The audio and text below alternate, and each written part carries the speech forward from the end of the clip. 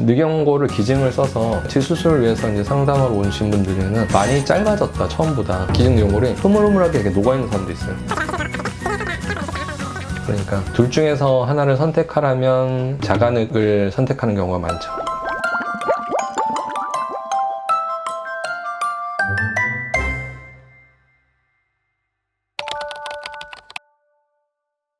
기증 늑연골 같은 경우는 일단은 내 몸에서 뗀 게 아니잖아요. 조직 적합성 면에서 자가늑보다 좀 떨어지는 부분이고, 두 번째로는 뗀 시점과 사용하는 시점 간의 이제 간격이 있잖아요. 한 달 전에 뗀 늑연골인데 약품에 이제 보관되어 있다가 수술하는 시점에 쓰여지는 거니까 보관 과정에서 성상이 좀 변할 수 있는 거. 그리고 실제로는 기증 늑연골 같은 경우는 고연령대인 경우가 많고, 늑연골을 기증을 써서 치수술을 위해서 이제 상담하러 오신 분들에는 많이 짧아졌다, 처음보다. 처음에는 많이 연장이 됐었는데 시간이 지나니까 좀 많이 다시 짧아진 것 같다 이렇게 느끼는 경우도 있거든요. 그거는 확실히 자가늑에 비해서는 비율은 조금 더 높은 것 같아요.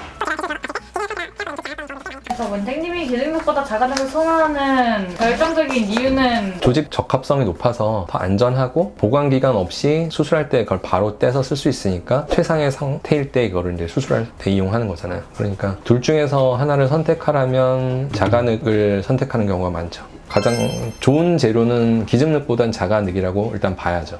너무 일방적으로 자가만 쓰라 이렇게 사실 할 수는 없고, 환자분에게 의사가 자가늑이 좋은 건 아는데 자가늑을 쓰게 되면 가슴 부분을 절개하고 그걸 떼는 수술을 해야 되니까 환자 입장에서는 부담도 많이 가질 수 있죠. 흉터가 깨끗이 아물 거냐, 흉이 또 나쁜 상태로 아물 거냐, 이런 고민도 할 수 있는 거고. 근데 저도 사실 늑연골을 항상 1차 재료로서 선택을 많이 하는 건 아니고, 대개는 이제 1차 수술보다 재수술해서 많이 쓰거든요. 여러 번 수술했는데 비중격 썼고 비연골도 이미 써서 수술할 때 연골이 분명히 더 필요한 상황인데 뗄 건 없어요. 그러면 그 다음 순서에서 생각하는 거는 이제 늑연골을 생각할 수밖에 없죠. 말씀드린 것처럼 흉터라든가 수술 시간이 그럼 길어진다든가 여러 가지를 고려했을 때 나는 그럼에도 불구하고 비중격을 쓰고 싶다. 그러면 이제 최선의 선택보다는 좀 차선의 선택을 하는 것처럼 조금 결과면에서는 떨어지는 게 있을 수 있지만 환자분과 이렇게 진행하자라고 하는 경우가 많죠.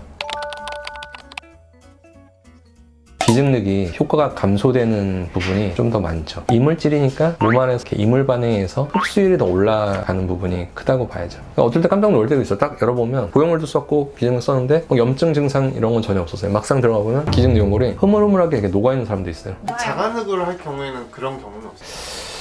별로 없는 것 같아요. 수술하다 보면 연골 필요해서 다양한 연골을 사용하게 되는데, 그 중에 이제 대표적인 비중격도 있지만 그 이상의 재료가 필요하거나 아니면 그걸 이제 쓸 수 없는 상황에서 늑연골, 자가늑이나 기증 늑연골도 사용하게 되는데, 아무래도 이제 기증 늑연골은 다른 사람의 조직이고 상당 기간 이제 보관됐다가 사용되고 더 연령대가 이제 높은 사람의 거를 쓰게 되는 경우가 많기 때문에 사용하고 났을 때 어떤 안정적인 효과를 유지해주는 면에서는 기증 늑연골에 비해서는 자가늑이 더 큰 장점이 있다. 저는 그렇게 보고, 둘 중에서 이제 어떤 한 재료를 만약에 선택해야 되는 상황이면 기증늑보다는 주로 자가늑 연골을 많이 사용하고 있습니다.